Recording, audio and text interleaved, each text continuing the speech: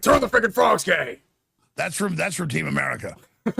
He goes, I saw him drop fire on my goats. That's when I knew I'd do a jihad on their ass.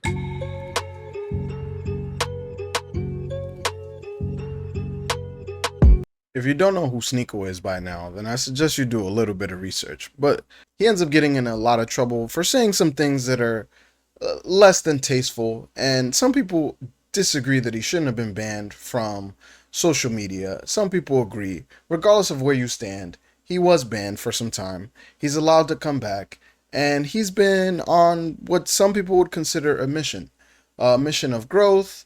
Some would say a mission of bringing Islam to everyone and bringing everyone the truth. He's obviously now converted to Islam.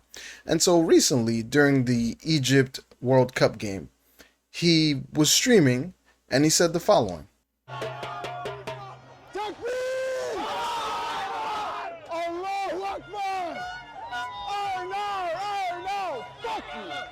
This is the Islamic Republic of New Yorkistan. Islam will be in every household. Inshallah, the whole world is Muslim. Welcome to Mamdani's New York. You see this city? You see how it looks? Inshallah, your city looks just like this too. As you can imagine, that pissed off a lot of people, specifically a lot of Americans who don't want their country to be governed by Islam. Elon Musk being, I guess, the biggest of the names who are pissed off by him saying these things. Sneako also decides to debate Alex Jones. I wouldn't take this debate completely serious. The manifesto, they're Mexican white nationalist cat boys. So okay. Durka, Muhammad Jihad. Well, stuff like that is. What do you want me to tell you? I'm your friend, like the Quran says, and then stab you in the back? The Quran doesn't say that. How about I become a Shiite with you and we take swords and cut our heads, and for 8 hours I just march you like. That's wrong. That's wrong. That's wrong. Or I could be a megachurch Christian with Kenneth Copeland drinking my blood. I could be with Erica Kirk shooting fireworks off my ass and twerking. You want me to do that? Small minority to demonize 2 billion people. Ladies and gentlemen, the weasel from Connecticut, the mighty Mongol, the amazing, all-powerful, sneaky Allahu Akbar! Sneako! Allahu Akbar! My personal opinion is, honestly, if you dislike America that much, I think you go somewhere else. But we all know Sneako can't go somewhere else because the content that he creates and the interaction that he's seeking can only be found in America. And put your life force into a sock? Yeah, you deserve to be publicly executed, yes. What are we talking about?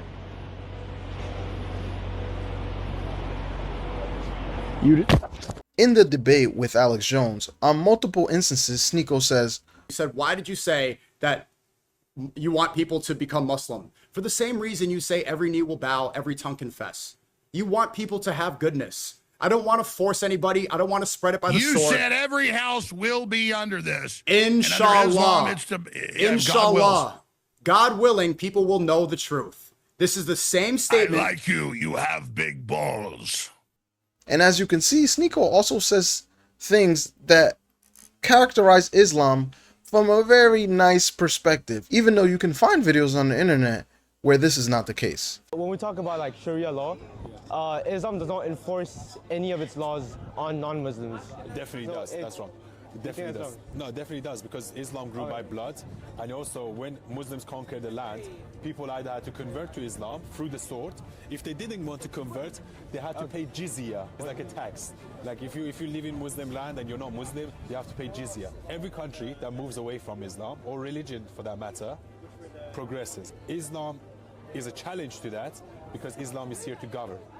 Islam is a political religion, so it's very hard to separate it from politics. You have a lot of freedoms in this country, and the reason for that is because Islam is not mixed with your politics. Trust me, it's not fun, so don't let that happen to you. So I have been blowing the whistle on this for a long time. Many other prominent voices have been blowing the whistle on this. Islam is not a religion. Islam is government. Islam is a society. Islam is a civilization. Just take a listen to Laura Logan. She talks very well on this. But it is time for us to stop calling Islam a religion. It is not a religion. You can ask any Muslim. You can ask any jihadi. they will tell you it is a civilization. It is a civilization that governs every aspect of your life. And most importantly for us in the U.S., it is a civilization that is duty-bound, according to the Quran, to install Sharia law worldwide.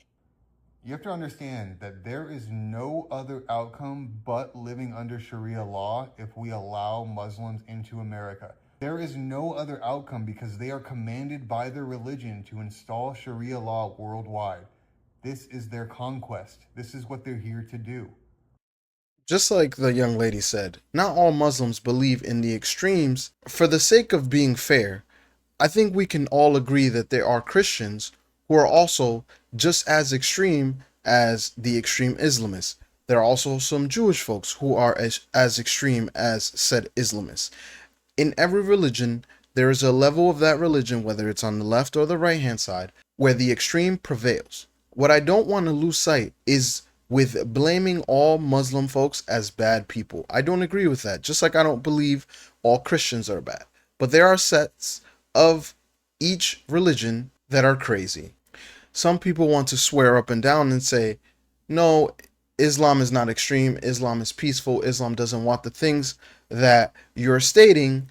But with a little bit of a search on the internet, you find some videos that are a bit harrowing. We are one of the few Christians that are left from the ancient world to give America a warning. Islam took over Egypt by force, by sword, by blood. They killed the men, they raped the women, they raped the nuns, they enslaved the children, and they eradicated Christianity, and they burned the churches. From 0% Muslim to 90% Muslim. We were literally genocided. Islam is a sex cult, it's a bloodthirsty cult, and it's a death cult. It's all of the things. It's a religion of sex, perversion, blood, and violence. That's why if you look at the whole prophet, Muslims believe Muhammad is the most perfect prophet. I'm like, what do you mean? What do you mean? Muhammad has killed hundreds and thousands of people. Muhammad has declared a war across the whole entire world. Muhammad said, fight the enemies of Allah until they turn, until they're conquered, until they're humiliated, particularly those of the book. Who are those of the book? It's the Christians and the Jews. So you're literally watching violent Allah, the spirit of violent Allah, bloodthirsty and PDF file false prophet Muhammad. Quite the stark warning. But wait, there's more. I'm a political refugee from Iran. I've been to prison, I've been under Islamic law, and I know how it starts and I know how it ends. And it always starts with the, for some reason, unity of left and Islamists, and it scares me. So I came here to be free. I chose Canada as my second home to be live in a free country. And I'm beginning to get really scared because the way things are going, it looks like they're going to basically appease Islamists just to not raise any ruckus or something. They're just going to appease them step by step, and they're not going to stop. They see it as a sign of weakness, so they're going to take more and more, and I'm against that. Maybe I just found two of the most extreme videos on the internet. Can we find any more? The plan was to eat some Somali food, but unfortunately, unhealthy food there. So we'll try and find another spot here. Food there? Yeah, food there? Oh, perfect. Halal pizza. Falls off the bone, that's how good it is. Alright. This kind of seemed dry, but let's see. Can you turn off this, please? Oh, well, we're in public space right now. You're not in public space. This is our property. We need to leave now. Okay, I'll call a cop for you now. No problem. You notice he has a badge on his hip too? Tell us that we're trespassing. We'll leave.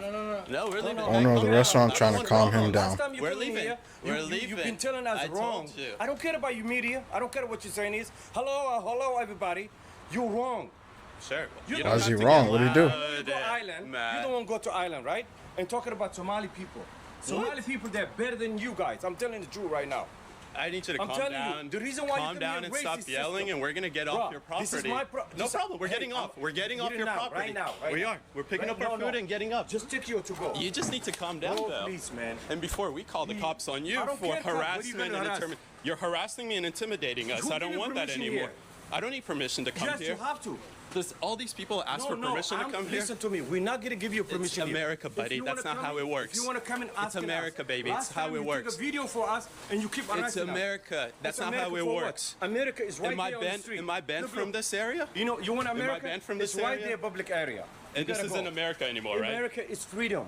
I agree. This is my freedom to If come I on the tell you premises. leave this premises, I'm you leave. leaving. Okay. I'm leaving. America is freedom, even though he doesn't have the freedom to do what he was doing, which from all intents and purposes, it looked like he was just recording himself eating and his friend eating. So I don't really see the problem, but let's see what else happens.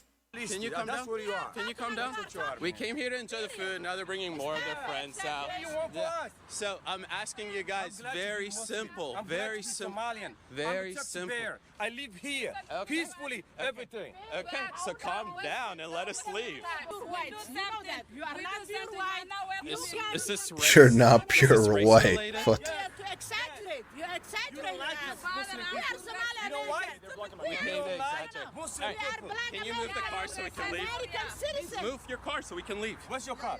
Move the car so we can leave. Yeah, you have to leave. We are not black. You are not welcome here. You exaggerate, and that's not how it works. We are not blacker than you? What? This is crazy work. Okay. Maybe I'm wrong. Maybe these videos are just finding the worst of the worst situations. So let's keep going. I'm Christina Awayo in Dallas, and here Hi, are your Christina. top stories.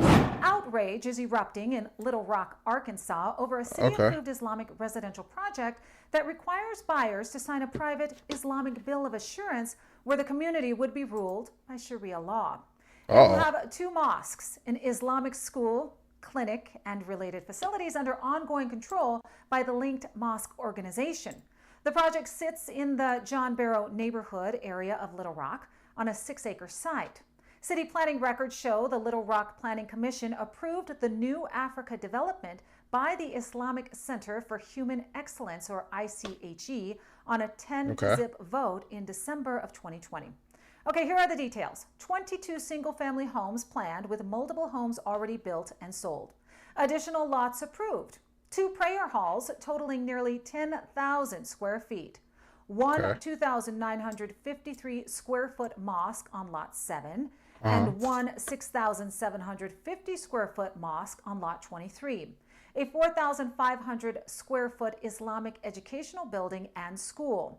Health clinic, community garden, playground, and parking spaces. Perpetual oversight by ICHE or the New Africa Homeowners Association. The binding Islamic Bill of Assurance that every buyer and seller must sign states, in part, buyers and sellers are aware that this development is for the purpose of creating a wholly owned residential, all Islamic community conforming to the social guidelines given in the Quran, and all parties agree to this purpose. It includes enforceable rules on architecture, maintenance, and Quranic moral codes, aka Sharia, such as restrictions on alcohol, with the mosque-linked HOA holding permanent control. That's Permanent, all you need to know. okay. In Dallas, Christina Awayo. Those are some very interesting rules there. But again, maybe I'm just unlucky and I'm finding all the bad videos. Let's see what else we could find. Equality to all of its members. Is there such a thing in Islam? Is there equality of faith?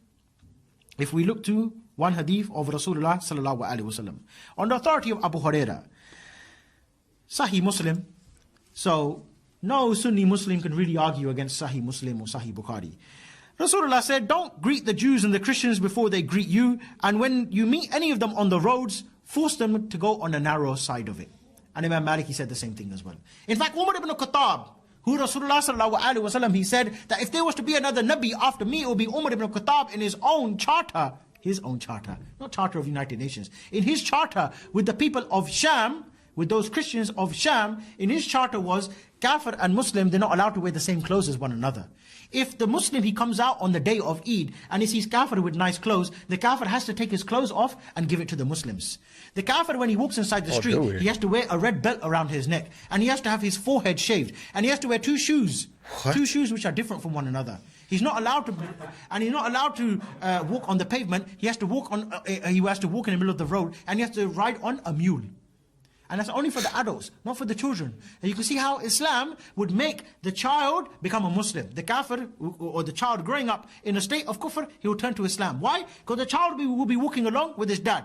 He said, "Dad, yeah, why you got your forehead shaved?" I don't know whether these Muslims, they make me do it. Why you got to walk? Why can't you ride the animal? Like the Muslims, they ride the animal like this. Why are you walking with both legs dangling on the side of the donkey? Why is it every time the Muslim comes to you, he asks you for your clothes, you give it? Why is it every time he tells you to get down from the horse, you have to take it? And not only that, he said the kuffar, they can have their churches. They can have their churches, but they're not allowed to ring the bell.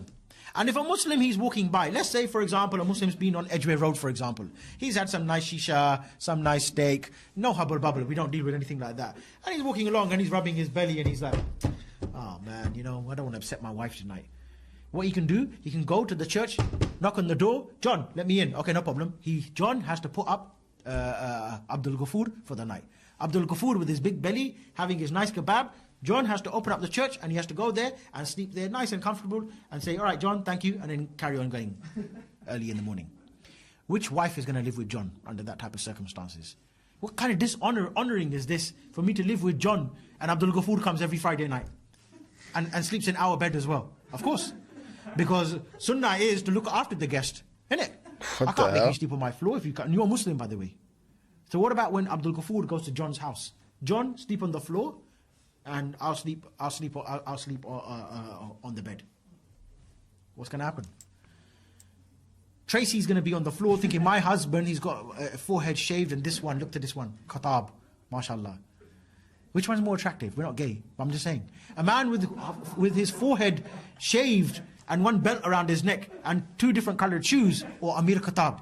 Amir Khattab, we're talking about here now, with that nice Chechen hat, big beard, a bit to the side, yeah? And he's got the badges there, la ilaha illallah, la ilaha illallah, yeah? And he's got a big gun, and he's got a big camouflage jacket on, nice boots, gloves as well. Even if he's got a couple of fingers missing, still looks attractive, yeah? What's Tracy gonna do? John's in for a problem. He just let him in for a kebab, he lost his own wife as well. So everyone's going to become Muslim. That is, my dear brothers, the Islamic State. I want to make sure that I'm extremely clear. I don't think that this is what all Muslims think, or what most people who celebrate Islam or worship Islam or follow the Islamic faith are like. But this extreme set is a problem. These are some of the things that I think any normal human being, average IQ person can look at and say, I don't want to be a part of that. And yes, our system has problems, and there are things that can be better, things that can be fixed. But for the most part, in most states, you don't have this level of oppression that this gentleman just spoke of. The FDNY announcing this blaze that consumed the South Bushwick Reformed Church is being investigated as arson. We have no known enemies. Church pastor James E. Stewart says up until the fire, the congregation met weekly. A community staple, the church also acted as an event space and a food pantry. He adds he has no clue who would do something like this. Now we understand that it is intentional, and so that, of course, brings another layer of grief. The National Registered Landmark was built in 1863 and has stood tall on Bushwick Avenue ever since, acting as a beacon in the community. Archival photos show a church that watched the neighborhood grow around it. But that beacon became a target in late June, and the South Bushwick community is left heartbroken. I think it's messed up because it's been here forever. My aunt got married in this church. That's incredibly upsetting. I mean, if it was arson, that would be really just shocking and upsetting because, like Lee said, it's a historical landmark and it means a lot to people. While the goal is to rebuild in the future, I want nothing more for it to be restored. It's seen so many generations. A pastor and congregation forced to lead generations of worship in the past, asking why their haven was done harm. Whoever it is that's responsible for it ultimately has to answer to God. The pastor tells me the church will need to be torn down completely, a process that's expected to be finished by August of this year. They would love to rebuild in its entirety, but that process could take a long time, and it's not guaranteed. In Bushwick, Alan Devlin, CBS News, New York. To be fair, the story is still being investigated, so we don't know what happened in this instance with the church in Bushwick. But this is one of those coincidences that you might want to keep a close eye on, just in case it might not be a coincidence. Let me know in the comments, who do you agree with? Where do you stand? And if you enjoyed the episode, make sure you like, share, subscribe. And until next time.